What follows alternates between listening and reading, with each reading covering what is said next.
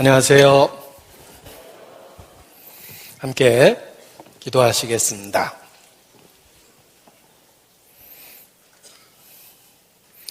그리스도 예수 안에서 우리를 구원해 주시고 자녀 삼아 주신 것 주님께 진심으로 감사 찬양을 드립니다. 이 시간 우리와 함께 하시겠다는 주의 말씀을 기억하며 하나님 앞에 그리스도 예수 안에서 함께 모였습니다.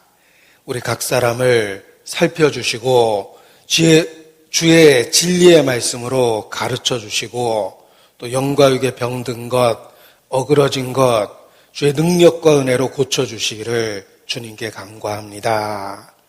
예수께서 제자들을 가르치시고 병든 자를 고치셨던 것처럼 이 시간 우리 가운데 역사하심으로 하나님의 영광만을 나타내 주시기를 주님께 간구합니다. 끝까지 신앙을 지키는 자가 될 수 있도록 주님 붙잡아 주시고 우리의 연약한 가운데서도 주의 능력과 은혜를 베풀어 주시옵소서. 무엇보다 주 예수를 믿으면 너와 내 집이 구원 얻으리라는 약속의 말씀이 가족 모두에게 이루어질 수 있도록 주님 함께해 주시기를 주님께 기도합니다.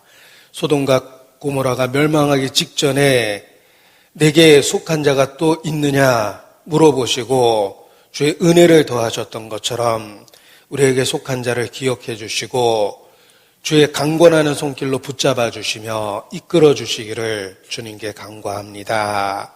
육신의 모든 가족이 영원한 영적 가족이 될 수 있도록 주님 축복해 주시고 우리를 통해서 그 역사를 이루어 주시기를 주님께 기도합니다.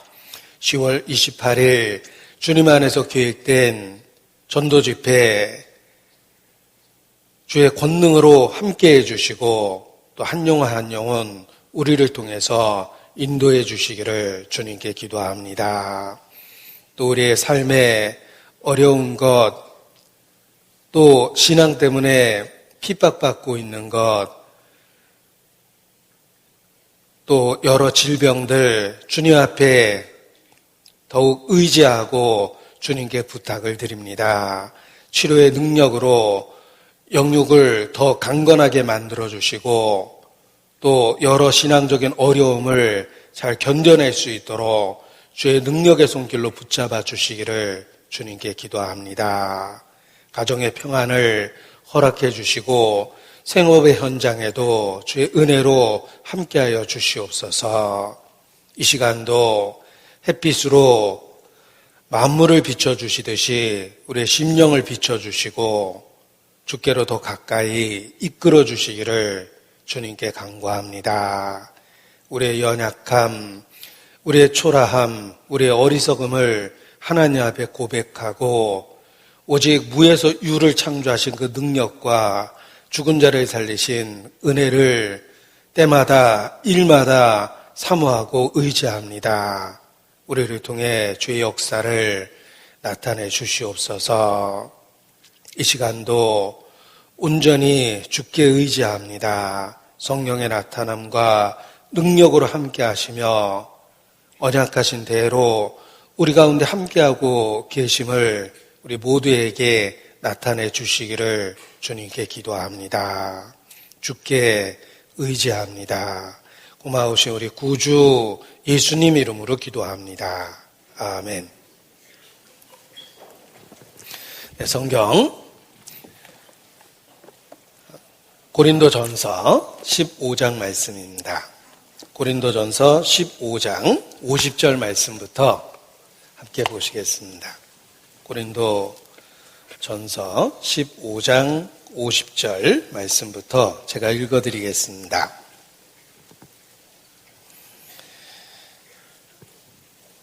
고린도전서 15장 50절 형제들아 내가 이것을 말하노니 혈과 육은 하나님의 나라를 유업으로 받을 수 없고 또한 썩은 것은 썩지 아니한 것을 유업으로 받지 못하느니라.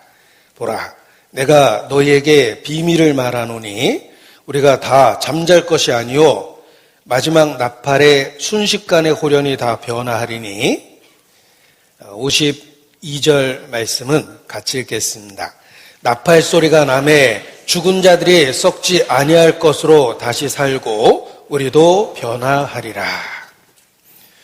수학의 계절, 가을을 지내면서 참 좋으신 하나님이라는 생각이 마음에 자꾸 일깨워집니다.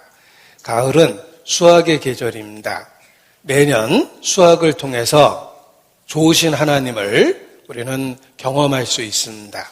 하나님은 해마다 결실기를 주시는 선한 일을 하사 음식과 기쁨으로 저의 마음을 만족해 하신다고 말씀하셨습니다. 저절로 수확이 되는 것이 아니라 하나님이 함께 하시고 선하게 우리를 대우하셨기 때문에 올해도 여러 수확물을 거둘 수 있는 것입니다. 수확의 계절, 가을을 통해서 선하신 하나님, 좋으신 하나님을 일깨우게 됩니다. 서양 사람들 입고 다니는 티셔츠에 신앙적인 문구를 새기는 경우가 있습니다. 그 중에 God is good 이라는 표현을 자주 사용합니다. 참 좋으신 하나님, 하나님은 선하시다라는 하나님의 선한 속성을 일깨우는 표현입니다. 우리는 수학을 통해서, 추수를 통해서 참 좋으신 하나님을 경험하는 것입니다. 그리고 추수라는 말 자체가 성경에 종말의 심판에 대한 표현으로 쓰입니다.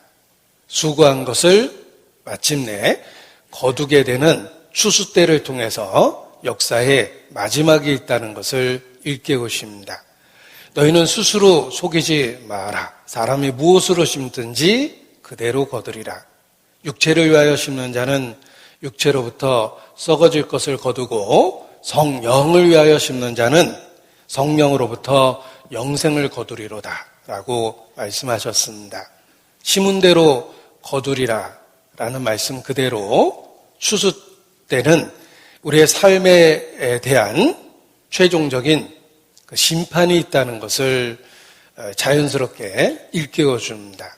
그래서 더욱더 자신을 살펴보고 우리의 삶을 하나님 앞에 조종하게 되는 것입니다. 가을 추수의 계절입니다. 선하신 그 하나님을 기억하고 또 추수, 마지막 우리의 삶의 모든 것에 대해서 심판을 받을 결산할 날이 있다는 걸 기억하고 매일의 삶을 살아야 되겠습니다. 지금 우리가 보내고 있는 이 시기가 유대인에게 있어서는 새로운 한 해를 시작한 새해입니다.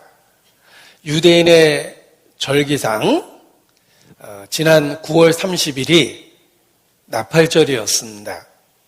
나팔절을 통해서 한 해를 시작합니다. 그래서 이 즈음이 유대인에게 있어서는 새해를 보내고 있는 시기입니다. 나팔절을 통해서 새로운 한 해를 시작하기 때문에 그렇습니다. 그래서 절기에 맞는 그런 교훈을 함께 나누고자 합니다.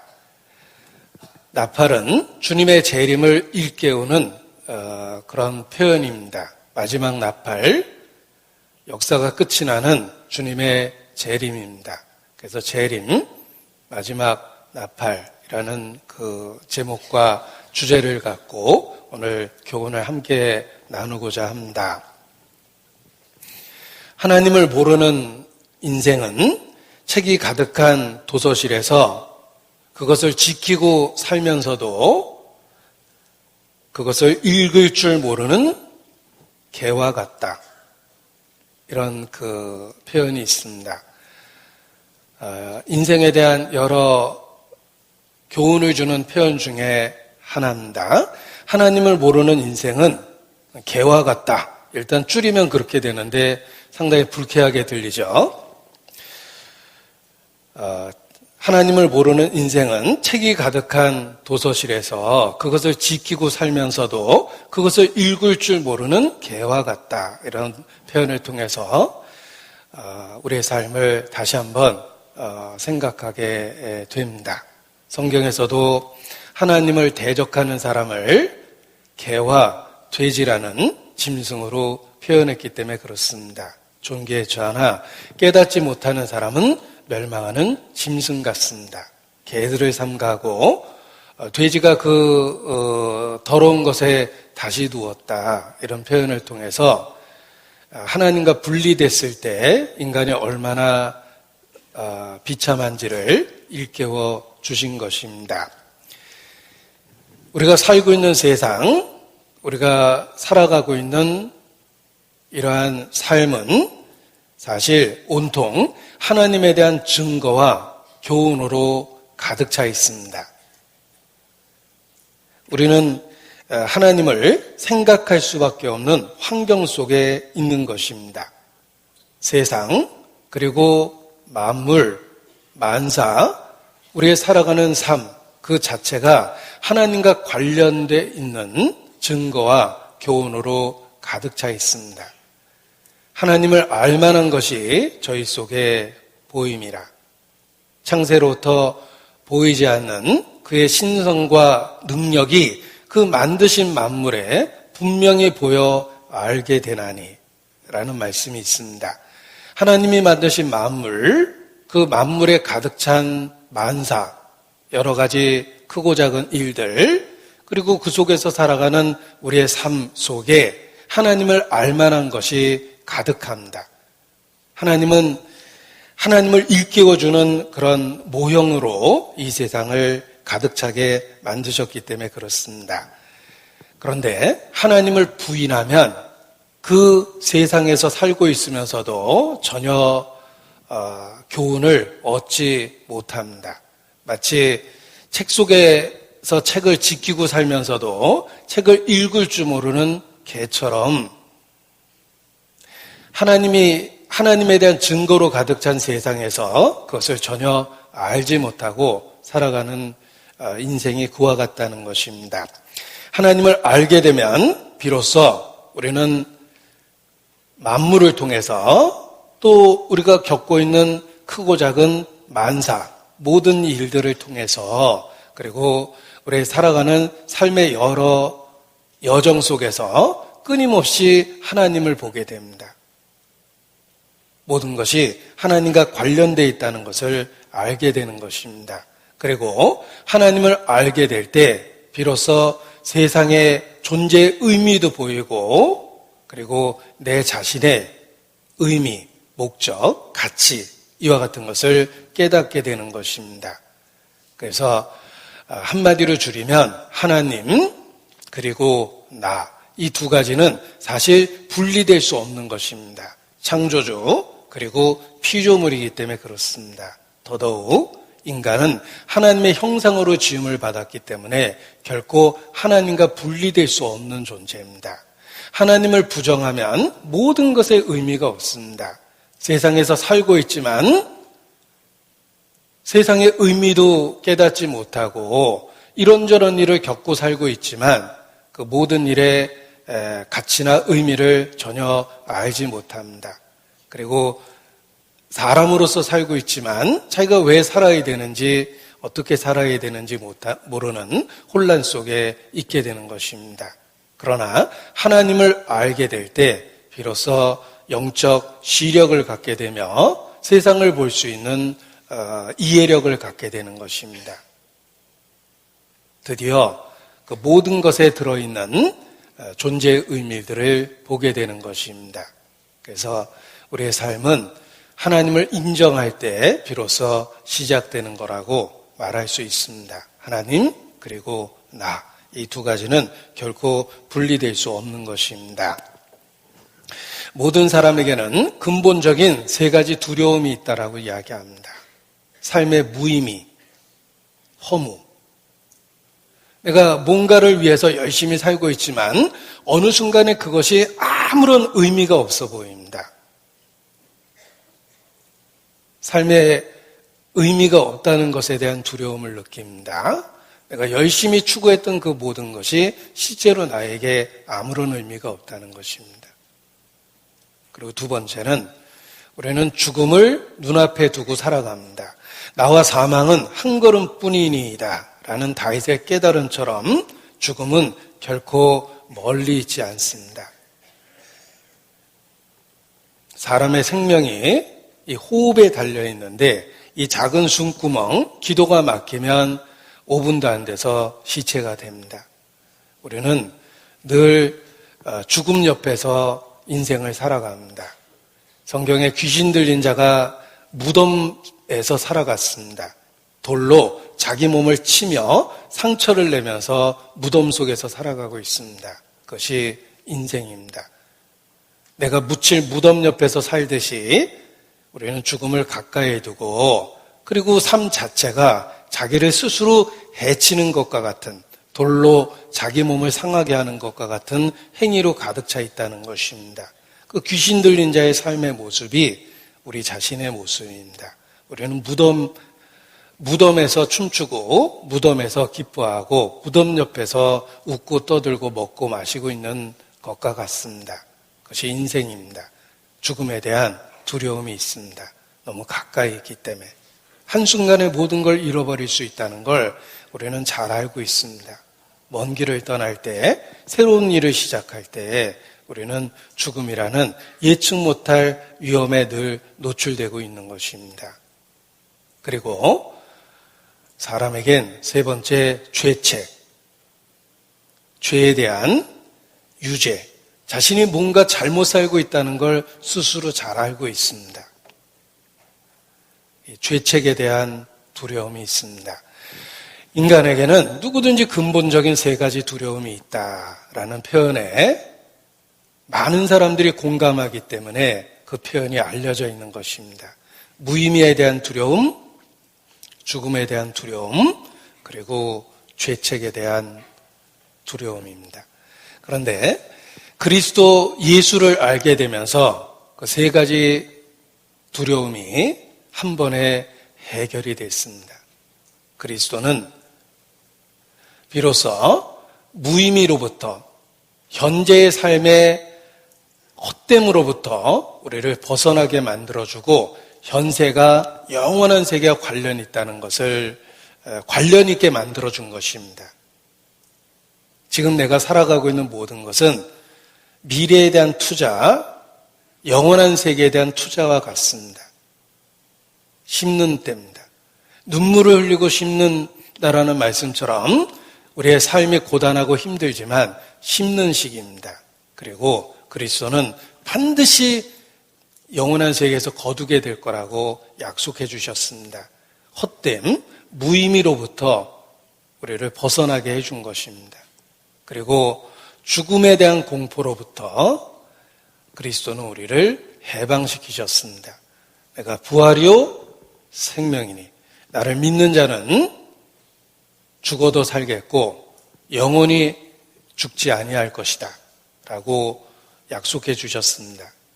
죽음에 대한 문제를 해결해 주셨습니다. 그리고 죄책에 대한 두려움, 그리스도는 죄사함의 놀라운 은혜를 통해서 죄책에 대한 두려움으로부터 우리를 해방시켜 주셨습니다. 진리를 알지니 진리가 너희를 자유케 하리라. 예수께서 말씀하십니다. 내가 길이요 진리요 생명이니. 예수님은 진리 그 자체입니다. 예수 그리스도를 믿음으로 말미암아 진리인 예수님을 통해서 우리는 무의미로부터 벗어났고 죽음으로부터 벗어났고 죄책으로부터 완전하게 벗어나게 된 것입니다. 그래서 예수님을 알게 되면서 예수님을 믿을 수밖에 없게 된 것입니다. 경제적으로 어려웠던 여인, 잘 곳도 없고 먹을 것도 없고 그리고 의지할 곳도 없었습니다. 외롭고 힘들고 고단하고 슬펐습니다. 그런데 한 남자를 만나게 됐고 그 한 남자의 아내가 되었습니다. 남편을 얻고 사랑을 얻었고 그리고 뿐만 아니라 남편을 통해서 잠잘 곳도 생겼고 먹을 것도 생겼고 불안함도 사라졌고 그동안 느꼈던 모든 슬픔이 남편의 존재로 인해서 다 해결됐습니다. 그와 같이 우리는 한 남편, 영적 남편인 그리스도를 만남으로 그리스도와의 관계를 통해서 우리가 갖고 있는 모든 문제를 한 번에 해결하게 된 것입니다. 헛됨으로부터 자유케 되었고 죽음의 공포로부터 자유케 되었으며 그리고 죄책으로부터 비로소 벗어날 수 있게 된 것입니다. 그래서 예수님을 믿을 수밖에 없고 생명처럼 소중하게 여기게 된 것입니다. 우리가 이렇게 서로 대화하다 보면 가장 많이 대화하는 것이 이제 건강에 대한 그런 주제를 갖고 대화하거나 또 조금만 나이 들어가면서 대화하는 내용을 살펴보면 노후 대책에 대한 그 대화를 많이 하게 됩니다. 지금은 이렇게 일하고 있는데 앞으로 어떡하냐. 소양에다 땅이라도 사야 되는 거 아니냐. 이게 노후 대책에 대한 이야기를 많이 하게 되는데 생각해보면 그 노후가 우리에게 얼마나 존재할지 잘 모릅니다. 요즘 100세 시대잖아. 아주 이제 길게 잡는 그런 그 분도 계십니다. 성경은 사람의 연수가 70이요 80이라고 분명히 얘기하셨는데 100세 시대라고 우기는 분 계십니다. 그거는 100세를 사는 게 아니라 가늘게 길게 늘려놓은 겁니다. 하나님이 정하신 수명은 70이요 80입니다. 그래서 아무튼 노후를 확실하게 준비했다 하더라도 그게 10년의 세월이 될지 30년의 세월이 될지 아니면 노후가 나에게 주어지기 전에 인생을 끝낼지 사실 우리는 전혀 알지 못합니다. 그러나 노후 대책을 세웠다고 이렇게 그것을 중요시 여기고 또 노후 대책을 세웠다고 이렇게 마음에 위로를 받는 경우가 많이 있는데 생각해 보십시오. 성도는 그리스도인은 예수 그리스도를 통해서 확실한 노후 대책뿐만 아니라 사후 대책을 세웠습니다. 노후는 우리에게 10년, 20년일 수 있지만 사후 죽음의 세계는 영원합니다. 우리는 그리스도를 통해서 사후 대책을 세웠습니다.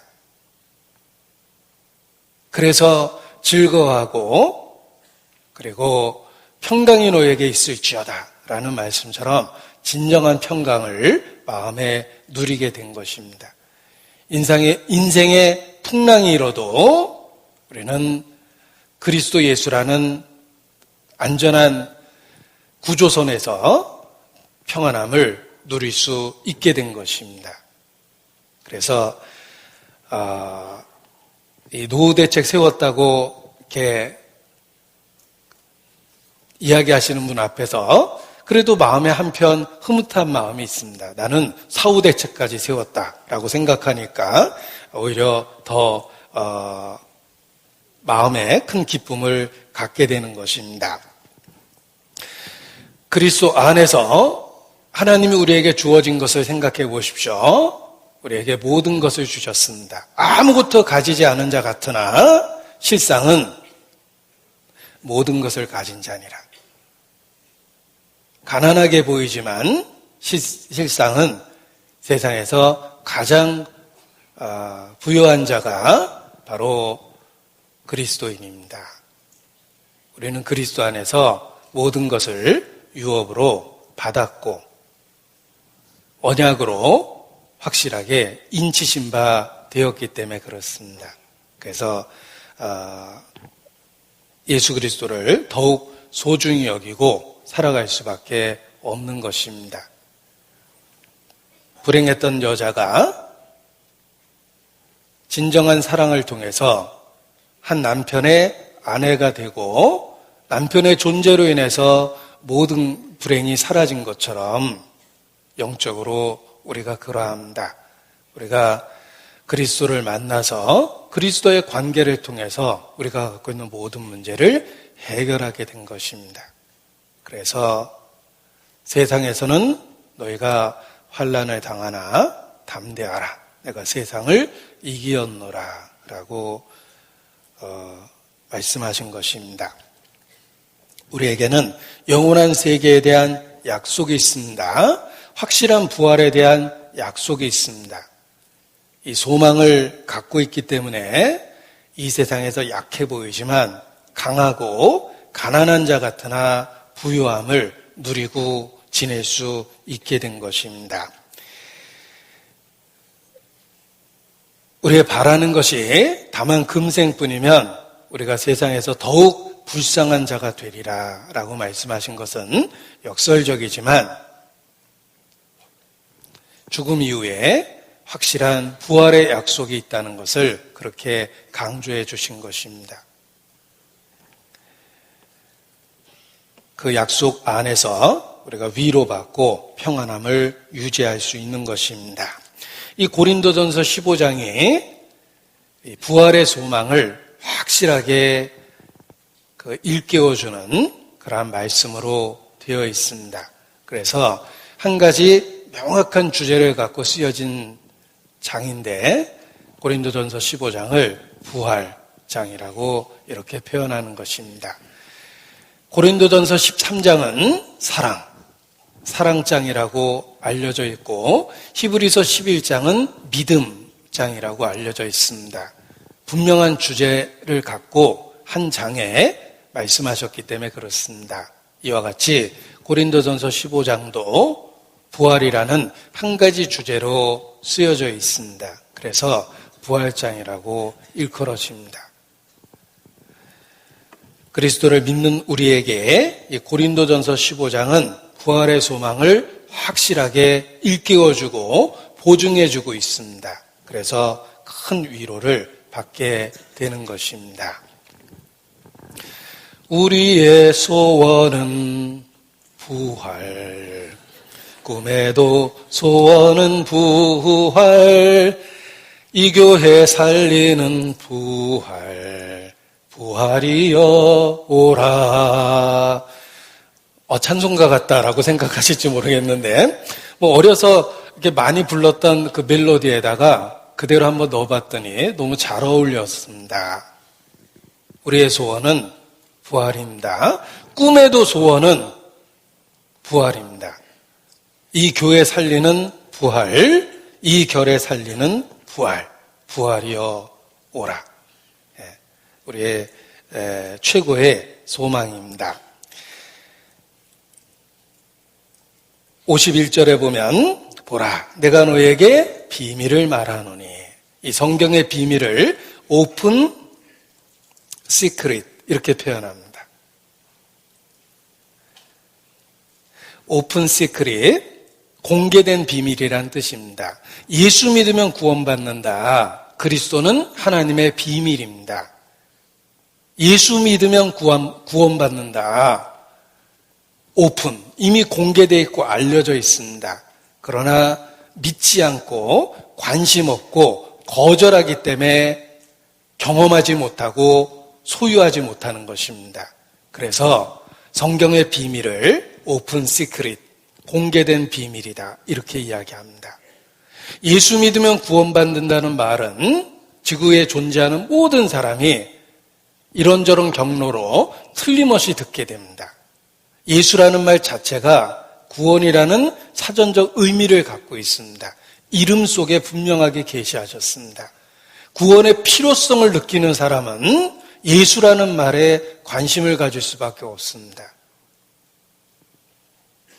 도대체 예수가 누군데, 예수를 믿으면 왜 구원을 받는데, 정말 구원을 받고 싶어하는 사람은 예수 믿으면 구원받는다는 말에 호기심을 갖고 살펴볼 수밖에 없습니다. 멸망의 원인은 무관심입니다. 하나님에 대한 무관심, 진리에 대한 무관심, 듣고도 깨닫지 못하고 갖고 있지만 소유하지 못하는 겁니다. 하나님의 비밀이 그렇습니다. 공개된 비밀입니다.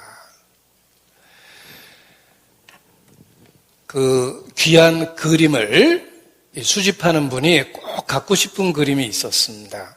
하나밖에 없는 그림이고 널리 알려진 그림이었습니다. 그래서 이런저런 경로로 그림을 찾기 위해서 수소문을 했고 그 그림이 어떤 경로로 유통되었고 누구에게 가 있는지 경로를 확인하면서 그림을 사기 위해서 굉장히 많은 노력을 했습니다. 그래서 사람들을 시켜가지고 그림이 어떤 경로로 유통되었는지를 다 추적했는데 드디어 연락을 받았답니다. 그림이 있는 곳을 찾았다고. 그런데 놀랍게도 그 소유주가 바로 자기 자신이었습니다. 자기가 오래전에 샀던 것을 기억 속에서 잊어버리고 창고에 처박혀 있었습니다. 그런데 그것을 오랫동안 찾으러 다녔던 것입니다. 진리가 그렇습니다. 진리는 이미 인류에게 주어졌습니다. 그런데 무관심하기 때문에 고의적으로 거절하기 때문에 진리를 소유하지 못하고 경험하지 못하는 것입니다. 하나님의 비밀이 그렇습니다. 그 비밀을 우리에게 일깨워 줍니다. 보라! 비밀을 우리에게 확실하게 가르쳐 주시는 것입니다. 우리가 다 잠잘 것이 아니요 마지막 나팔의 순식간에 홀연히 다 변화하리니 변화를 통해서 영원한 세계에 들어가고 전에는 경험해보지 못했던 차원의 세계에서 영원한 생명을 누리게 될 것이다 라는 이야기를 이렇게 해주고 계십니다. 우리가 다 잠잘 것이 아니요. 성경의 잠은 죽음의 의미로 쓰여집니다. 끝이 아니라는 뜻입니다. 우리가 다 잠잘 것이 아니요 라는 말은 주님이 다시 오실 때 어떤 사람들은 죽지 않고 살아있을 때 주님을 만나게 될 것이다 라는 표현입니다. 우리가 다 잠잘 것이 아니요 살아서 주님을 만나는 사람들이 있습니다. 마지막 나팔의 순식간에 홀연히 다 변화하리니 다 변화합니다. 이 다라는 말에는 죽은 자들도 있고 주님 오시는 순간에 살아있는 사람들도 있습니다. 그래서 52절에 나팔 소리가 나매 죽은 자들이 썩지 아니할 것으로 다시 살고 먼저 죽은 사람이 살아납니다. 그리고 우리도 살아있는 그 주님이 오실 때 그때 살아있었던 사람들도 변화되게 될 것이다 라고 말씀해 주십니다. 부활의 순서가 있죠. 처음에는 그리스도가 첫 열매로 부활하셨고 그리고 그리스도 안에서 죽은 자들이 부활됩니다. 그리고 부활의 순서의 세 번째는 살아있는 그리스도가 오실 때 아직 살아있었던 사람들도 변화돼서 부활에 참여하게 된다는 것입니다. 그래서 부활의 순서가 있다. 처음에는 첫 열매 그리스도다. 첫 열매란 많은 수확이 있을 것이라는 것의 시작이며 보증입니다. 과수원을 걸어 다니다가 첫 열매를 봤습니다. 이어서 많은 열매가 맺힐 것이라는 뜻입니다. 예수 그리스도는 죽은 자의 첫 열매가 되셨습니다. 그리고 죽은 자들이 그리스도 안에서 부활을 경험하게 되고 그 다음에 살아있는 사람들이 부활을 경험하게 되는 것입니다. 그래서 고린도 전서 15장 22절 보겠습니다. 15장 22절. 아담 안에서 모든 사람이 죽은 것 같이 그리스도 안에서 모든 사람이 삶을 얻으리라. 그리스도 안에 모든 사람, 이미 죽은 사람도 있고 그리스도가 재림할 때 살아있는 사람도 있습니다. 그 모든 사람이 새로운 삶을 얻습니다. 그래서 23절 같이 읽겠습니다. 그러나 각각 자기 차례대로 되리니 먼저는 첫 열매인 그리스도요 다음에는 그리스도 강림하실 때 그에게 붙은 자요 이렇게 말씀하십니다. 그래서 예수님은 부활의 순서상 첫 열매가 되셨습니다. 이후에 많은 부활이 있을 거라는 걸 보증하신 것입니다. 그리고 그리스도에게 붙은 자들이 부활을 경험하게 되는데, 먼저 죽은 자들이 썩지 아니할 것으로 다시 살고, 그리고 살아있었던 사람들도 변화될 거라고 말씀해 주셨습니다. 데살로니가 전서 4장입니다. 고린도전서에 표시하시고 데살로니가 전서 4장 16절 제가 읽어드리겠습니다. 15절부터 제가 읽어드리겠습니다. 우리가 주의 말씀으로 너희에게 그것을 말하노니, 주님이 직접 말씀하시고 보증하신 것입니다. 주 강림하실 때까지 우리 살아남아 있는 자도 자는 자보다 결단코 앞서지 못하리라. 부활에는 순서가 있다. 자는 자들, 죽은 자들이 먼저 일어나고 살아남아 있는 자가 그 뒤를 따를 것이다. 주께서 호령과 천사장의 소리와 하나님의 나팔로, 마지막 나팔입니다, 친히 하늘로 쫓아 강림하시리니, 그리스도 안에서 죽은 자들이 먼저 일어나고 그 후에 순서가 있습니다. 우리 살아남은 자도 저희와 함께 구름 속으로 끌어올려 공중에서 주를 영접하게 하시리니, 그리하여 우리가 항상 주와 함께 있으리라. 이렇게 해서 부활이 이루어지는 것입니다. 그래서 부활의 순서가 있음을 말씀을 해주셨는데, 중요한 건 우리 살아남은 자도 저희와 함께 구름 속으로 끌어올릴 것이다. 우리도 변화하리라. 예수님이 다시 오시는 그날 우리가 다 잠잘 것이 아니다. 다 죽어 있는 게 아니다. 죽음을 건너가야지만 주님을 만나는 것이 아니다. 주님이 오시기만 하면 살아있는 상태에서 주님을 만날 사람이 있다. 우리 살아남아 있는 자의 변화가 있다. 이렇게 말씀하신 겁니다. 그래서 이렇게 살아있는 동안 주님을 만날 수 있다라는 소망을 확실하게 주신 것입니다. 꼭 죽어서 주님을 만나는 게 아니라 살아있는 상태에서 주님을 만날 수 있다라는 소망을 우리에게 주신 것입니다. 예수께서도 여기 선자들 중에 살아있을 때 하나님의 나라를 볼 자도 있다, 이렇게 말씀하셨는데, 이중적인 의미를 갖고 말씀을 해주신 것입니다. 마태복음 16장입니다. 마태복음 16장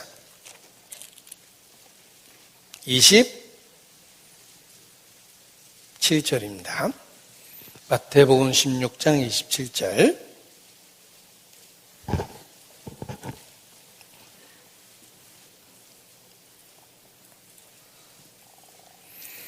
마태복음 16장 27절. 인자가 아버지의 영광으로 천사들과 함께 오리니, 주의 재림입니다. 다시 오심입니다.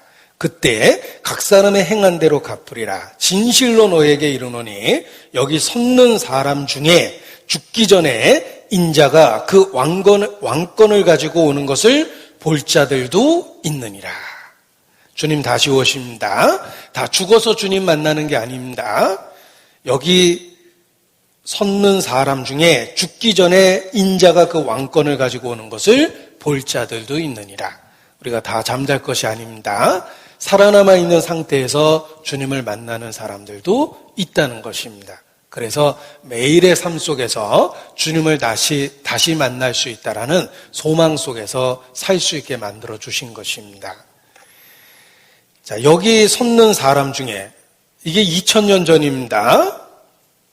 다 죽었는데, 이런 생각을 하실지 모르겠습니다. 그런데 예수님의 말씀은 항상 이중적인 의미가 있습니다. 내가 너희에게 한 이 말이 모든 사람에게 하는 말이니라 라고 말씀하신 것과 같습니다. 그 당시에 살아있었던 사람들을 의중에 두신 것도 있지만, 주님은 시대를 넘어서 모든 세대의 그리스도인들에게 말씀하고 계신 겁니다. 살아서 주님을 만날 자가 있다는 것입니다. 예수님이 이 말씀을 하실 때 여기 섰는 사람 중에 그때 제자들이 있었습니다. 죽기 전에 예수님이 왕권을 갖고 오는 걸 볼 자가 있다라고 말씀하셨는데, 그 당시의 의미로는 그 제자들 중에 예수님이 변화되는 모습을 본 제자들이 있습니다. 그게 17장에 나오죠. 변화산상에서 예수님이 변화되는 모습, 지금의 육체가 아니라 변화되는 모습을 본 사람들이 있습니다. 바로 베드로, 야고보, 요한입니다. 예수님은 중요한 증인으로서 이 세 사람을 이렇게 별도로 그 장소에 있게 하신 때가 있습니다. 예수님이 지금 갖고 있는 그 평범한 육체가 아니라 왕권을 가지고 신령한 몸으로 변화되는 것을 베드로, 야고보, 요한이 변화산상에서 보게 됩니다. 그래서 17장 2절에 보면 저희 앞에서 변형대사 이렇게 돼 있죠. 그 얼굴이 해같이 빛나며 옷이 빛과 같이 휘어졌더라. 예수님이 갈릴리 땅을 다니셨던 그 육체의 모습이 아니라 변화산상에서 전혀 다른 차원의 육체로 변화되셨습니다. 그것을 제자들 중에 살아있을 때 세 사람이 봤습니다. 베드로, 야고보, 요한. 그 말씀을 의미하신 것이지만 시대를 넘어서 모든 성도들에게 살아있을 때 변화될 사람도 있다라는 것을 말씀해 주신 겁니다. 그래서 여기 섰는 사람 중에 죽기 전에 인자가 그 왕권을 가지고 오는 것을 볼 자들도 있다. 주님이 재림하는 그 시대에 살아있는 사람이 있다는 것입니다. 그래서 역사 속의 모든 그리스도인들은 자기 시대에 주님이 오실 것 같은 설렘 속에서 매일의 삶을 살 수 있었던 것입니다. 살아있는 우리도 변화돼서 주님을 만날 것이라는 것입니다. 공중에 끌어올려 저희를 구름 속으로 끌어올려 공중에서 주를 영접하게 하시리니, 우리가 휴거라는 말로 표현하는 주님의 다시 오시는 사건입니다. 공중에서 끌어올려 구름 속으로 끌어올려 공중에서 주님을 만나는 사건, 그것이 마지막 시대를 살아가고 있는 교회에게 주신 약속이며 우리는 그러한 주님의 다시 오심을 대망하며 매일의 삶을 살게 되는 것입니다. 구름 속으로 끌어올려 공중에서 주님을 영접하게 하십니다. 우리가 다 잠잘 것이 아닙니다.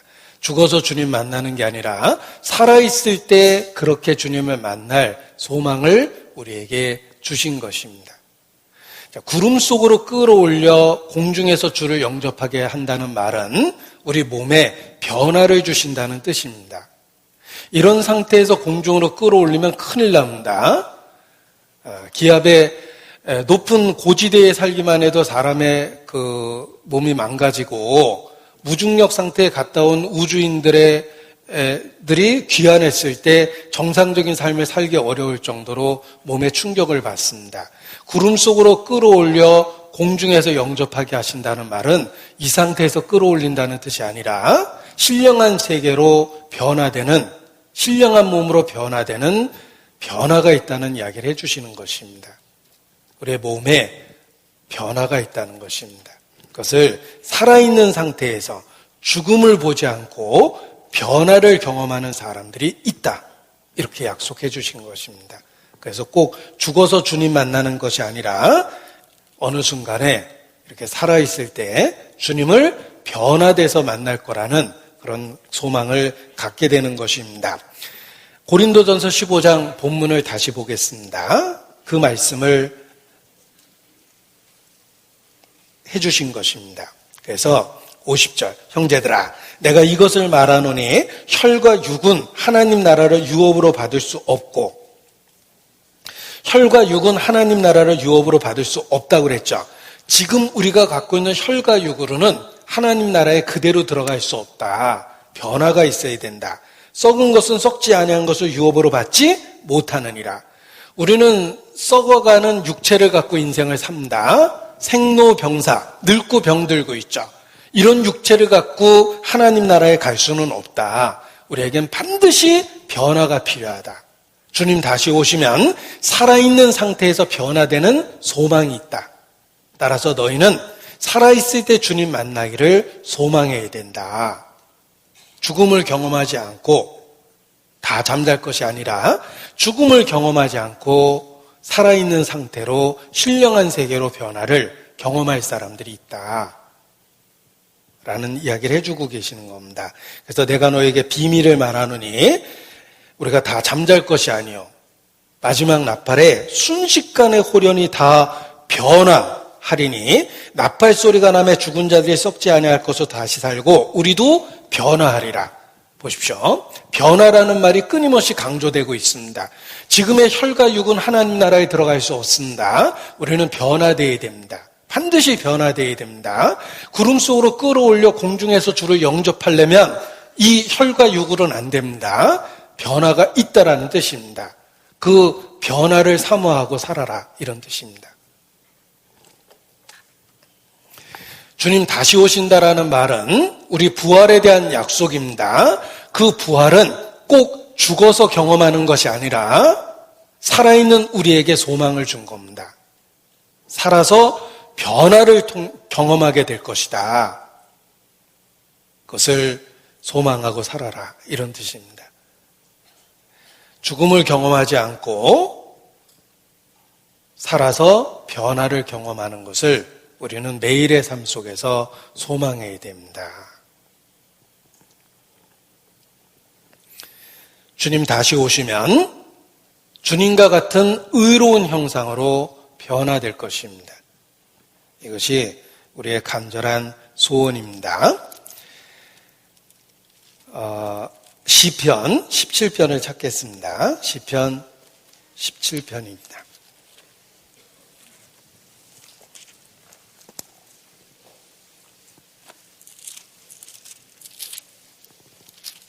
시편 17편 15절 같이 읽겠습니다. 나는 의로운 중에 주의 얼굴을 보리니 깰 때에 주의 형상으로 만족하리이다. 나는 이라는 말은 세상 사람과 구별시켜 줍니다. 14절에는 세상 사람이 나와요. 여호와여 금생에서 저희 분깃을 받은 세상 사람 이렇게 나오죠. 세상 사람은 이 세상에서 자기의 분깃을 다 받습니다. 자기 마음대로 인생을 삽니다. 세상에서 분깃을 받은 사람들이에요. 여호와여 금생에서 저희의 분깃을 받은 세상 사람에게서 나를 주의 손으로 구하소서. 그는 주의 재물로 배를 채우심을 잊고 자녀로 만족하고 그 남은 산업을 그 어린아이들에게 유전하는 자니이다. 이게 세상 사람입니다. 세상 사람은 세상으로 만족하고 세상에서 하고 싶은 대로 다 삽니다. 주님이 주신 재물, 세상의 물질적인 것으로 만족하고 자녀로 만족하고 기껏해야 자기 자식에게 재물을 물려주는 것이 평생의 소원처럼 그렇게 삽니다. 세상 사람입니다. 그러나 나는 구별되어 있습니다. 의로운 중에 주의 얼굴을 보리니 깰 때에 주의 형상으로 만족하리이다. 그리스도인은 깨는 때가 있습니다. 깰 때 이 세상을 꿈처럼 여기고 사는 사람입니다. 주님 다시 오시면 우리는 주의 형상으로 만족하리이다. 주님과 같은 의로운 형상으로 변화될 거라고 말씀해 주십니다. 이런 혈과 육이 아닙니다. 늙고 병든 육체가 아니며 죄의 유혹에 시달리는 육체가 아닙니다. 변화됩니다. 반드시 변화됩니다. 깰 때에 주의 형상으로 만족하리이다. 주님과 같은 의로운 형상으로 변화되게 되어 있습니다. 그것을 우리가 사모하고 사는 것입니다. 우리가 그 나이 드신 분을 전도하다 보면 많이 듣는 말 중에 하나인데 나는 그렇게 영원히 살고 싶지 않아. 내가 지금까지 살았지만 정말 고생하면서 살았는데 이런 삶을 뭐하러 영원히 살아. 난 영원히 살고 싶은 마음 없어. 이렇게 얘기하는 분이 계십니다. 그분은 영원한 세계에 대한 철저한 무지 상태에 있기 때문에 그렇습니다. 이런 상태에서 영원히 살면 저주입니다.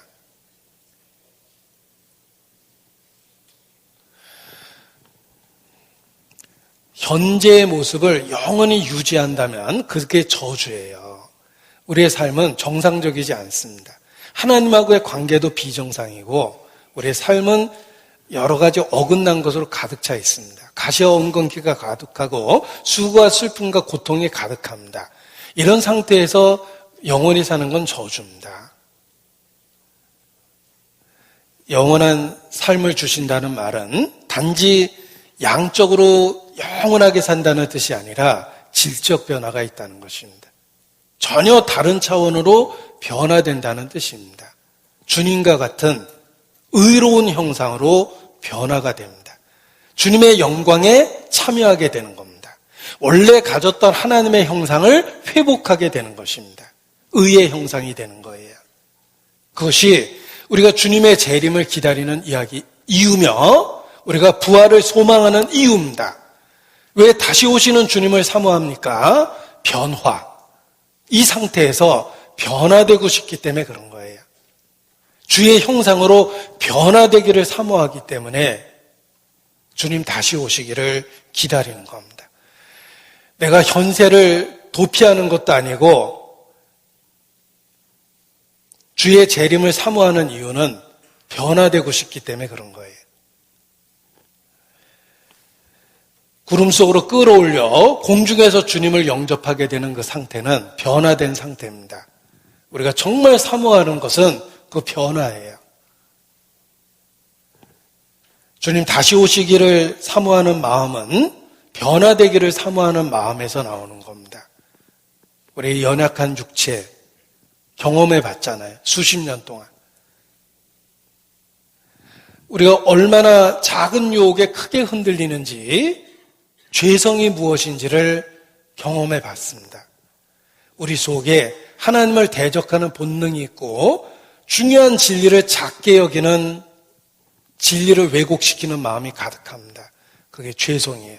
뭔가가 잘못되어 있어요. 그 상태에서 벗어나고 싶은 겁니다.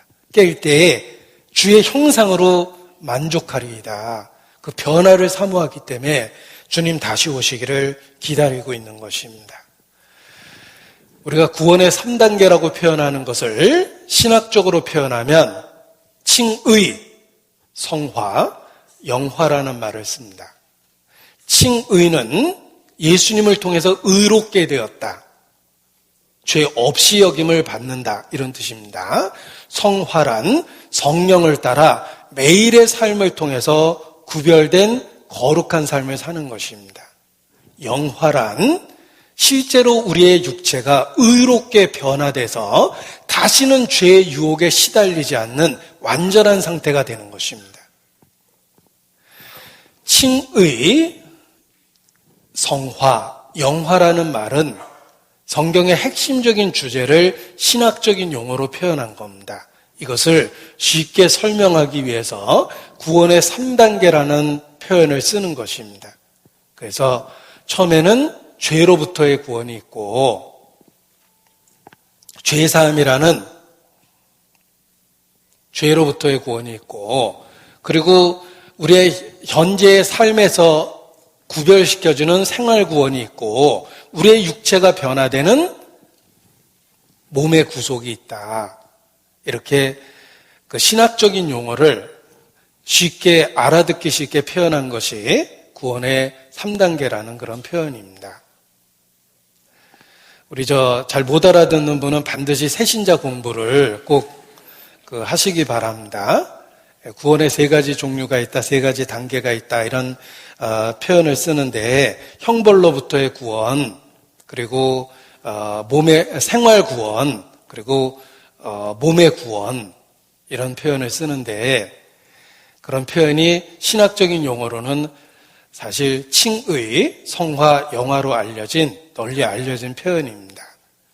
우리가 주님이 다시 오시기를 사모하는 이유는 바로 3번째 구원 때문에 그렇습니다. 몸의 변화. 이 죄성이 가득한 우리 몸으로부터 의로운 상태로 변화되기를 사모하기 때문에 주님 다시 오시기를 열렬히 사모하는 겁니다. 주님 오시는 그날 우리 육체가 완전하게 의로운 형상으로 변화됩니다. 몸의 구속을 받는 날이에요. 우리는 형벌로부터 완전하게 구원을 받았습니다. 영원한 속죄를 받았기 때문입니다. 그리고 현재 생활로부터의 구원은 매일 치열한 영적 싸움을 하고 있어요. 엎치락 뒤치락. 이것이 우리의 삶입니다. 주님 다시 오시면 몸이 변화돼요. 죄를 짓지 않는 상태로. 우리가 정말 주님 오시기를 사모하는 이유는 이 세 번째 구원 때문에 그렇습니다. 몸의 변화를 기다리는 거예요. 그래서 주님이 다시 오신다라는 재림을 우리 개인과 연결시켜 보면 재림을 사모하는 이유는 몸의 변화되기를 원하기 때문에 그렇습니다. 혈과 육, 이 상태로는 주님을 만날 수가 없습니다. 지금의 육체는 시집가고 장가가는 세상을 사는 육체인데 영원한 세계로 가면 신령한 몸으로 변화됩니다. 지금의 육체는 작은 유혹에 크게 흔들린다고 그랬죠?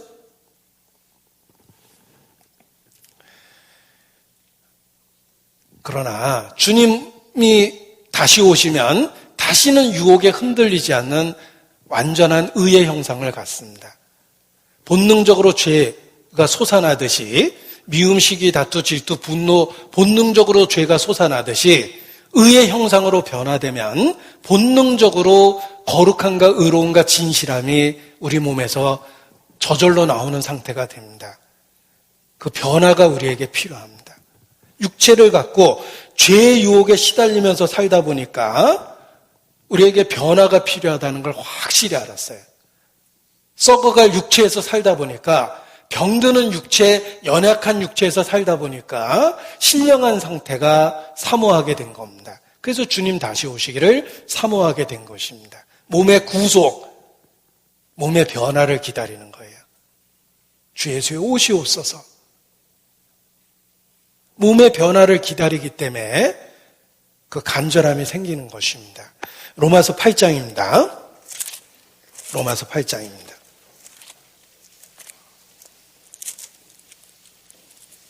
22절, 23절.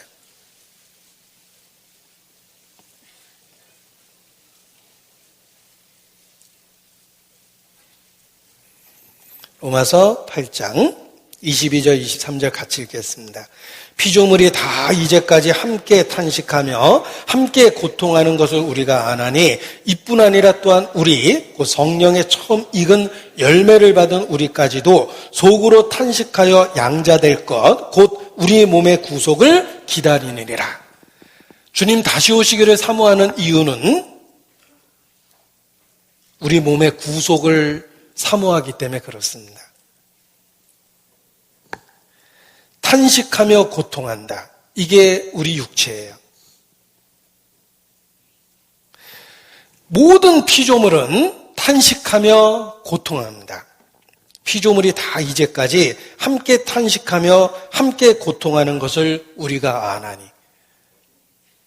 우리만 힘든 게 아니라 모든 피조물이 살기 위해서 탄식하며 고통받고 있습니다.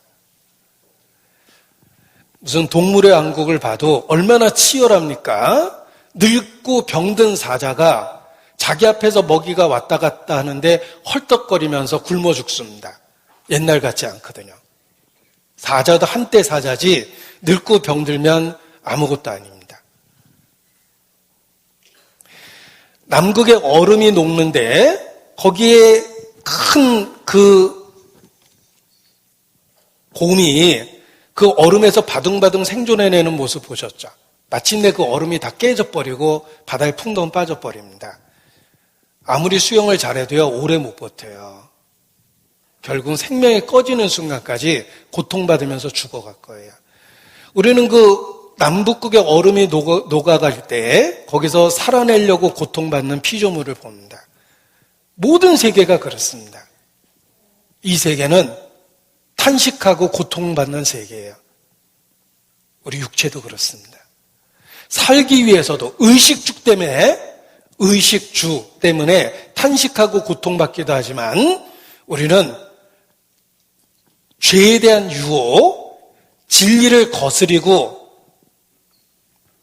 진리에 대한 반감이 가득한 이 세상에서 탄식하고 고통받습니다.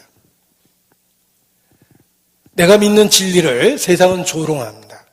내가 믿는 하나님을 존재조차도 부인합니다. 그리고 정말 슬픈 건 그 하나님을 대적하는 세계가 내 바깥에서만 있는 게 아니라 내 속, 내 중심, 내 마음, 은밀한 곳에 가득합니다. 죄를 경험하면서 우리는 탄식하고 고통하고 애통하게 돼 있어요.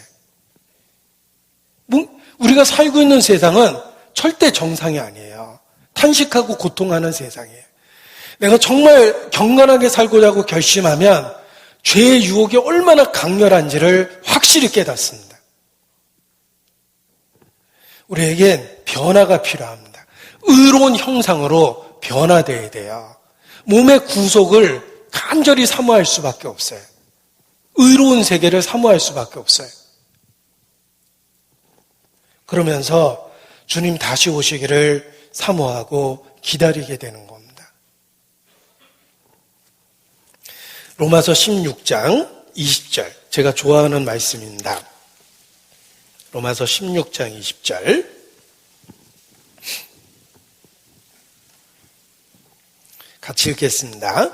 평강의 하나님께서 속히 사단을 너희 발 아래서 상하게 하시리라. 우리 주 예수의 은혜가 너희에게 있을지어다. 주님 다시 오시면 죄의 육체로부터 벗어나서 의로운 형상으로 변화됩니다. 썩어질 육체로부터 벗어나서 썩지 아니할 형상으로 변화됩니다. 그리고 지금은 사단의 각종 유혹으로부터 시달립니다.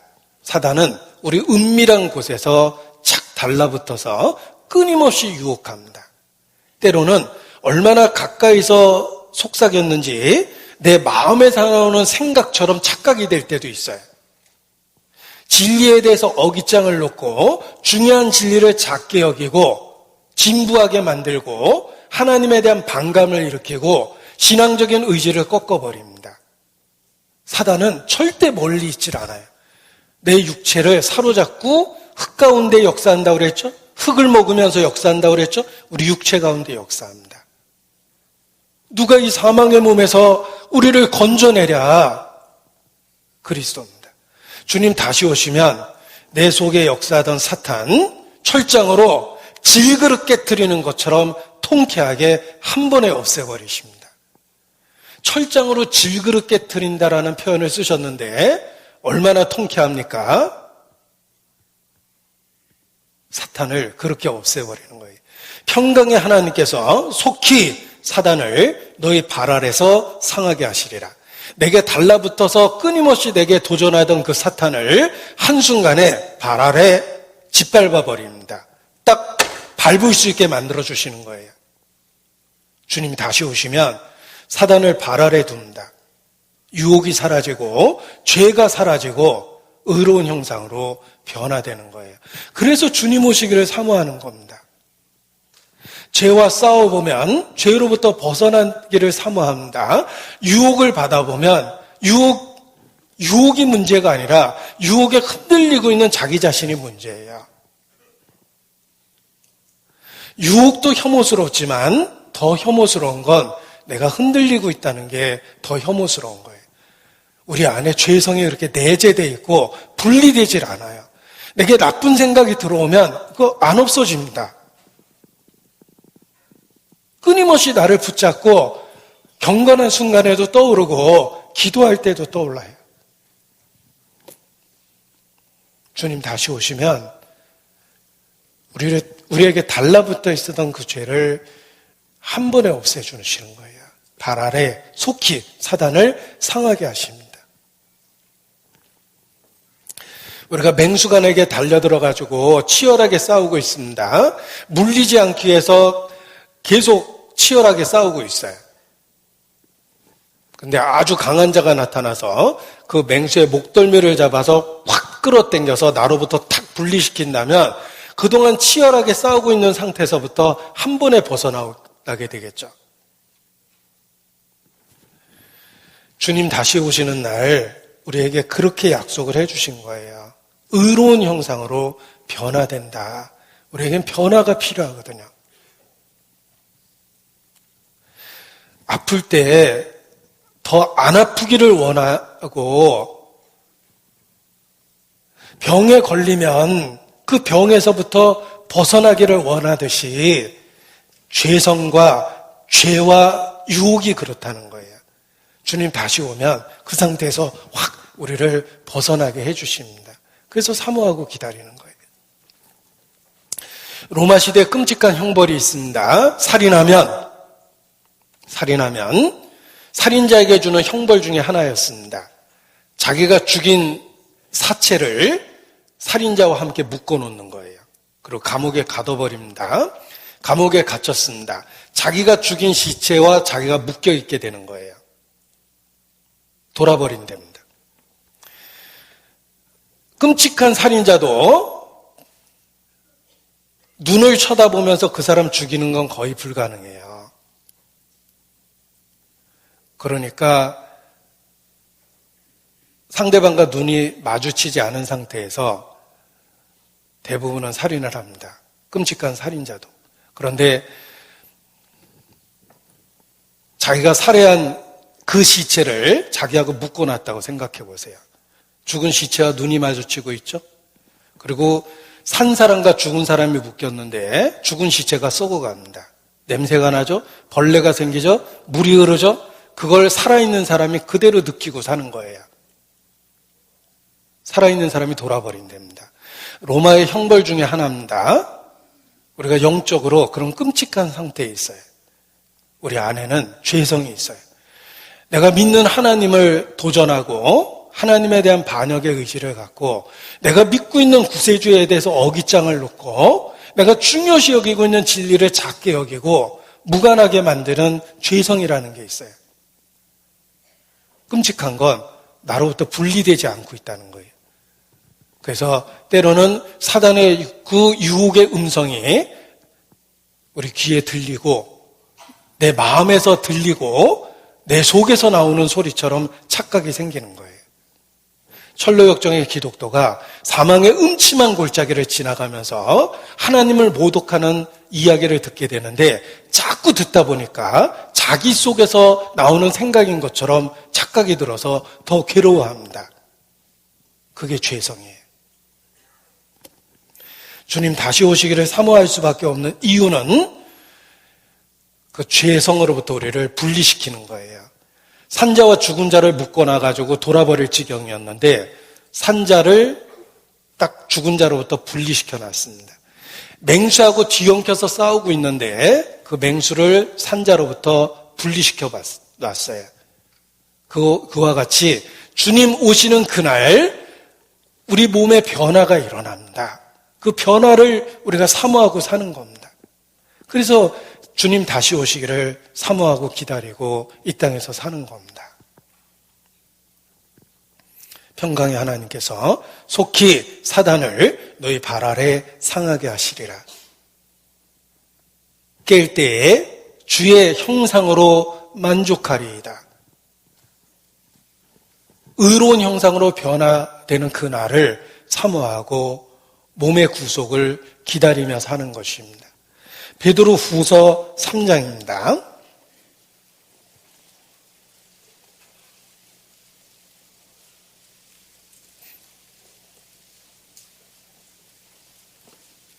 베드로 후서 3장 13절입니다. 같이 읽겠습니다. 우리는 그의 약속대로 의에 거하는 바 새하늘과 새 땅을 바라보도다. 우리는 그의 약속대로 새하늘과 새 땅을 바라봅니다. 우리에게 언약해 주셨어요. 새하늘과 새 땅을. 우리가 새하늘과 새 땅을 사모하고 바라보고 사는 이유는 새하늘과 새 땅이 의에 거하는 바. 새하늘과 새 땅은 의로운 세계예요. 그 의로운 세계를 우리가 이 땅에서 사모하고 살아갑니다. 그 그 의로운 세계에 들어갈 때는 썩을 것으로는 못 들어가요. 썩지 아니할 것으로 변화됩니다. 그 의로운 세계에 들어갈 때는 지금 있는 혈과 육으로는 못 들어가요. 이 상태에서 의로운 천국에 가면 가룟 유다처럼 목매버릴 거예요. 이 세계에 나는 어울릴 수가 없어요. 나 같은 건. 그런데 의에 거하는 새하늘과 새 땅을 사모하는 이유는 그 땅에 들어갈 때 우리를 변화시키겠다고 약속해 주셨기 때문에 그렇습니다. 우리가 사모하는 게 바로 그것이에요. 몸의 구속을 사모하고 살아가는 것입니다. 주님 다시 오심을 사모합니다. 부활을 소망합니다. 그 실질적인 이유는 우리 몸에 변화가 필요하기 때문에, 의로운 상태로서의 완전한 변화가 필요하기 때문에 주님 다시 오심을 사모하는 것입니다. 그리스도는 우리에게 변화될 약속을 주셨다는 거예요. 그래서 우리에게 진리이며 생명이 되신 거예요. 내 삶의 모든 문제를 해결해 준 그 자체가 되신 거예요. 예수님은 길이요, 진리요, 생명이십니다. 믿는 우리에게 그와 같습니다. 룻기 4장을 보시겠습니다. 사사기 룻기.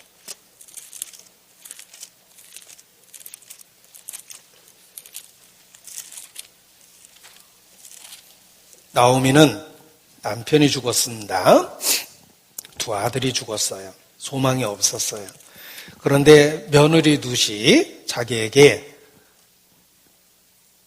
손자를 낳아줬습니다. 그 손자는 모든 것을 잃어버린 나오미에게 모든 것을 회복시켜 준 거예요.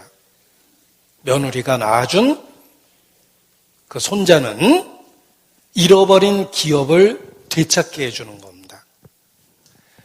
남편을 잃어버렸고 두 아들을 잃어버린 나오미는 며느리가 낳아준 손자를 통해서 잃어버린 기업을 되찾은 거예요.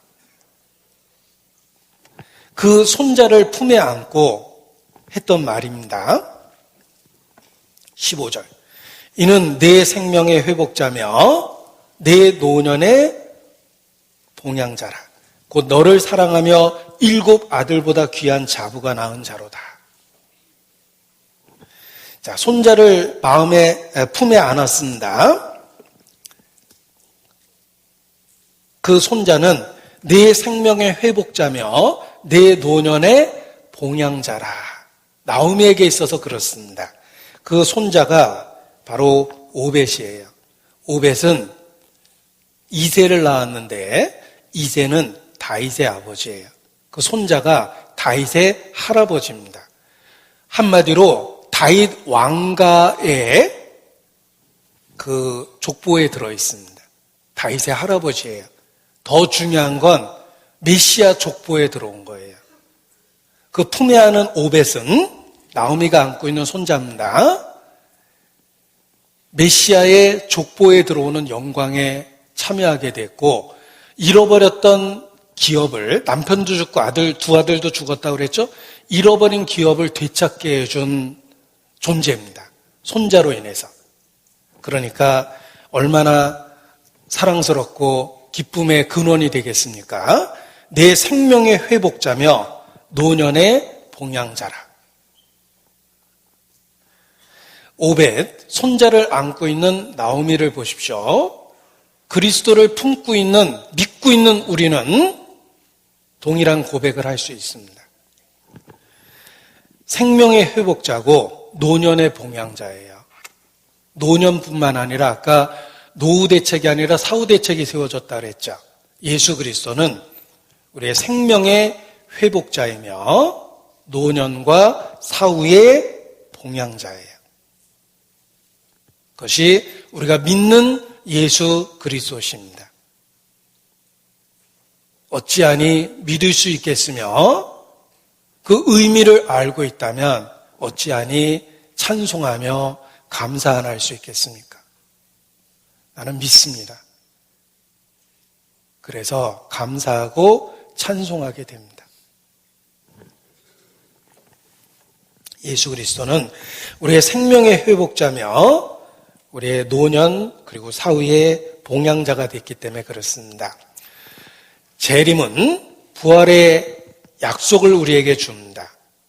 주님 재림하시면 우리는 부활을 경험하게 되는데 단지 영원한 생명을 얻는다는 뜻이 아니라 의의 형상으로 변화되는 몸의 구속을 경험하는 것입니다.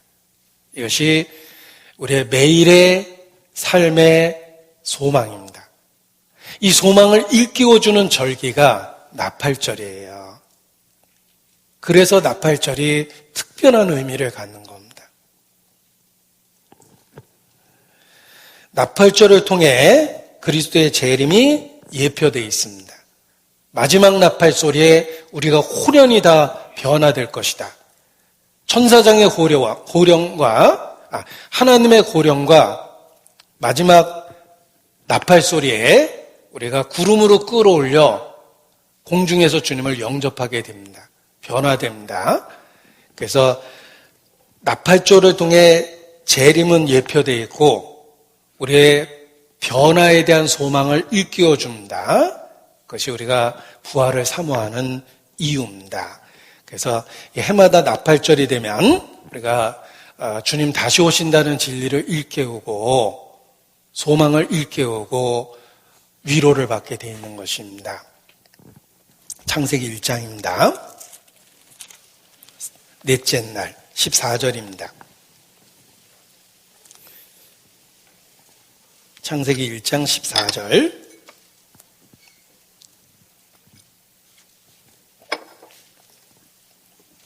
하나님이 가라사대 하늘의 궁창에 광명이 있어 주야를 나누게 하라. 또 광명으로 하여 징조와 사시와 일자와 연한이 이루라. 또 그 광명이 하늘의 궁창에 있어 땅에 비치라 하시고 하나님이 두 큰 광명을 만드사 큰 광명으로 낮을 주관하게 하시고 작은 광명으로 밤을 주관하게 하시며 또 별들을 만드시고 자, 하나님은 1월 성신을 넷째 날 만드셨습니다. 1월 성신을 만드셨습니다. 해와 달과 별성, 별신, 별들을 만드셨습니다. 하나님이 1월 성신을 만드신 이유는 징조와 사시와 일자와 연한을 이루라고 말씀하셨습니다. 1월 성신은 징조, 하나님이 하시는 일에 대한 사인, 그리고 시그널입니다. 이게 징조예요. 그리고 두 번째 단어가 사시인데 사시라는 말이 영어로 season이라고 번역되어 있지만 원어를 공부해 보면 더 깊은 의미가 있습니다.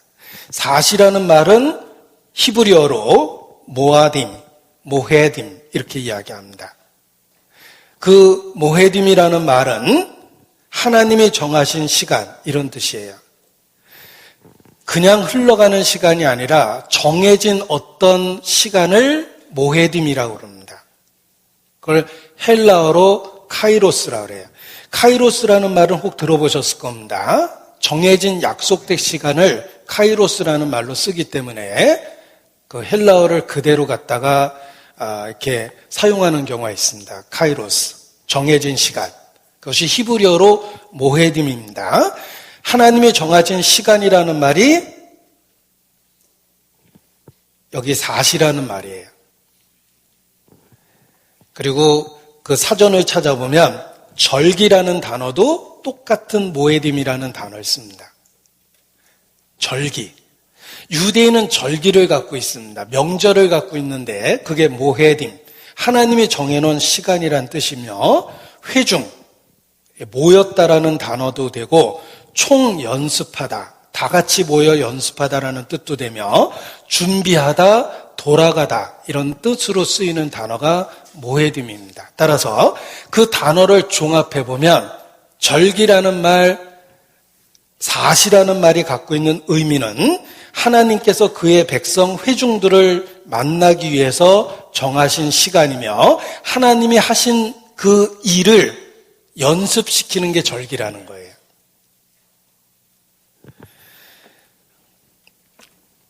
지금이 유대인의 절기입니다. 9월 30일이 10월 1일까지가 나팔절이었어요. 유대인들의 새해입니다. 나팔을 불어서 새로운 시대가 열렸다는 뜻이에요. 그 나팔절로부터 열흘을 계산하면 대속죄일이에요. 유대인은 반드시 안 믿는 사람도 금식하는 1년 중에 하루가 있어요. 그게 대속죄일이에요. 7월 10일. 그날을 욤 키푸르라고 그러는데 1973년 아랍 연합 군대가 그날 쳐들어왔어요. 왜냐하면 그날은 온 이스라엘 남녀노유가 금식하는 날이에요. 유일하게. 안 믿는 사람들도 금식해요. 대대로 내려온 전통이기 때문에.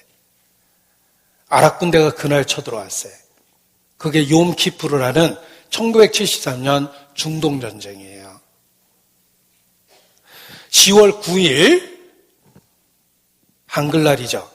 그날이 욤 키푸르예요. 기억하시겠죠? 10월 9일 그날이 대속죄일입니다. 유대인에게 있어서는. 지금은 나팔절 이후 열흘 안에 들어있어요. 오늘 10월 6일이 유대인의 달력으로는 새 시즌이며 대속죄일 중간에 껴있는 그 날입니다. 유대인은 이 새 시즌에 사과 조각을 꿀에다 찍어서 먹습니다. 우리 새해 첫날 떡국 먹듯이 유대인들은 사과 조각을 꿀에 찍어 먹어요. 왜냐하면 이날은 굉장히 달콤한 하나님의 놀라운 은혜와 사랑이 부어지는 날이라는 걸 일깨우기 위해서입니다. 그리스도인들에게 나팔절이 무엇입니까? 주님이 다시 오신다는 뜻이에요. 지금이 그 시즌인데 주님 다시 오신다는 그 진리를 마음에 일깨우셔야 됩니다. 유대인은 지금 달력을 만들어요. 우리는 1월 1일 날 달력을 만드는데 유대인들은 지금 달력을 만듭니다. 왜냐하면 지금이 유대인들에게는 새해 첫날이거든요. 그런데 그 유대인들의 달력을 공부해 보면 재미난 사실들이 많습니다. 지금이 유대인의 달력으로 7월 1일이며 새해입니다. 그런데 이 새해가 되는 7월을 우리가 영어로 July라고 그러죠. 히브리 말로 티실이라고 그럽니다. 새해가 되는 7월을 티실이라고 그러는데 그 단어를 거꾸로 읽으면 베네시트가 돼요. 히브리 말로. 그 베네시트가 성경의 첫 글자예요. 태초에. 베레시트. 베레시트라는 태초라는 말을 거꾸로 써가지고 7월로 쓴 거예요. 모든 것의 시작이라는 뜻입니다. 하나님은 천지 창조를 통해서 세상을 시작하셨고 나팔절을 통해서 세상을 새롭게 하시며 나팔절 주님 다시 오시는 사건을 통해서 만물을 새롭게 하시며 가장 중요한 믿는 자 성도를 새롭게 하십니다. 우리를 변화시킨다라는 뜻이에요. 그걸 일깨워 주려고 나팔절이라는 절기를 유대인에게 만드시고 매년 그것을 지키라고 얘기하신 거예요. 유대인은 나팔절을 지금 지킵니다. 그래서 유대인들은 이때 만나면은 샤나 토바라고 인사를 합니다. 한번 따라해 보시겠습니다. 샤나 토바. 새해 인사입니다. 우리 새해 복 많이 받으세요라고 인사하듯이 유대인들이 쓰는 새해 인사예요. 샤나 토바가. 새로운 좋은 한 해가 되세요. Happy New Year, Good Year 이런 뜻입니다. 유대인들은 나팔절을 통해서 새해가 됐다는 걸 서로 축하하고 기쁨의 날이라는 걸 일깨우기 위해서 사과 조각을 꿀에 찍어 먹으며 그리고 그 날들을 소중히 여기고 성전문을 나팔절로부터 열흘 동안 열어놓게 돼 있어요. 평소에는 닫아놓은 성전문을 반드시 나팔절로부터 열흘 동안 대속죄일 되기까지는 열어놓습니다. 그리스도인에게는 주님 다시 오신다는 진리를 해마다 그 시기에 일깨우는 게 필요하다는 거예요. 그래서 우리가 이 땅에서 무엇을 바라고 살아갈지를 다시 조정하는 게 필요하다는 것입니다. 큰 나팔 소리로 우리를 변화시키는 날입니다. 큰 나팔 소리로 구름 속으로 끌어올려 공중에서 주님을 영접하게 하는 날입니다. 이러한 시절에 우리가 그 진리를 일깨우고 우리 삶을 새롭게 하셔야 됩니다. 이사야서 27장입니다. 이사야서 27장 12절.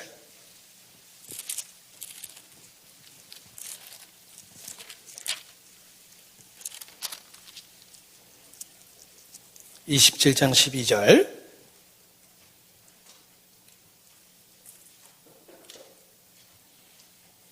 13절까지 같이 읽겠습니다.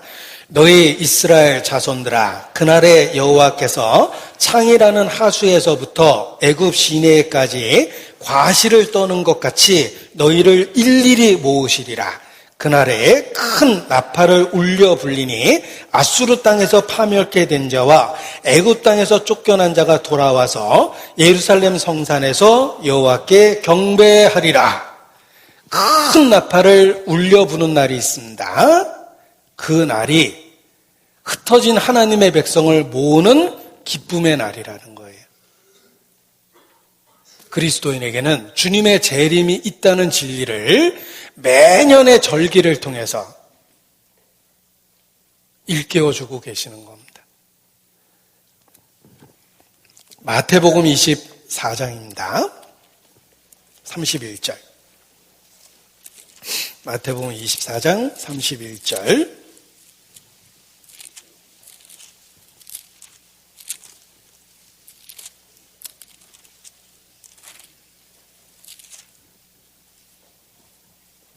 (31절) 같이 읽겠습니다. 저가 큰 나팔 소리와 함께 천사들을 보내리니 저희가 그 택하신 자들을 하늘 이 끝에서 저 끝까지 사방에서 모으리라. 나팔절, 주님의 다시 오심을 일깨워주는 절기입니다. 나팔 소리가 나면 죽은 자들이 썩지 아니할 것으로 다시 살고 우리도 변화되는 그날입니다. 주께서 호령과 천사장의 소리와 하나님의 나팔로 친히 하늘로 쫓아 강림하실 거라는 진리를 일깨우는 절기입니다. 우리를 다시 오셔서 의의 형상으로 반드시 변화시킨다라는 약속을 매년의 절기를 통해서 해주고 계시는데, 지금이 그 절기이니 우리 모두 주님 다시 오신다는 진리를 일깨우고 의로운 형상으로 변화되기를 사모하며 살아야 됩니다. 순교자 손양원 목사님이 쓴 시입니다. 낮에나 밤에나 눈물 머금고 내 주님 오시기만 고대합니다. 가실 때 다시 오마 하신 예수님, 오 주님 언제나 오시렵니까? 저 하늘 이상한 구름만 봐도 행여나 내 주님 오시는가 해. 주님 계신 그곳에 가고 싶어요.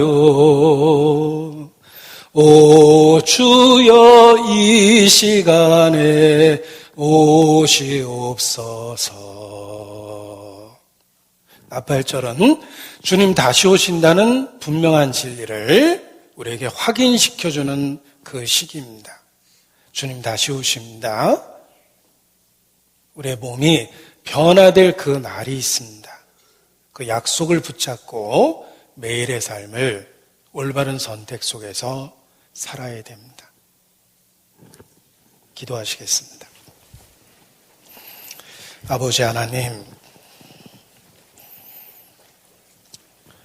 바랄 수 없는 놀라운 은혜를 그리스도 안에서 우리에게 주시고 하나님의 자녀 삼아 주신 것 진심으로 감사를 드립니다. 또 교회를 통해서 우리를 영육간에 보존해 주시고 오늘까지 지켜주시는 것도 주님께 감사를 드립니다. 지금 이 시기가 대속죄일을 앞두고 납벌죄를 지난 그 시기입니다. 주께서 절기를 통해서 우리에게 가르쳐 주신 그 교훈을 마음에 새기고 더욱 주님 앞에서 올바른 삶을 살 수 있도록 일깨워 주시기를 주님께 간구합니다. 주님 만나는 그날 칭찬만 받을 수 있도록 타협된 모든 것, 혹 진행적인 잘못된 것들 다 버리고 새롭게 변화돼서 살 수 있도록 도와주시기를 주님께 기도합니다. 주께 의지합니다. 10월 28일 혹 마지막이 될 수 있는 전도 집회, 우리를 통해서 큰 역사를 이루어 주시기를 주님께 간구합니다. 또 우리의 마음을 넓혀 주셔서 시대를 분별하고 올바른 선택 속에서 살 수 있도록 더욱 붙잡아 주시기를 주님께 기도합니다. 고마우신 우리 구주 예수님 이름으로 기도합니다. 아멘.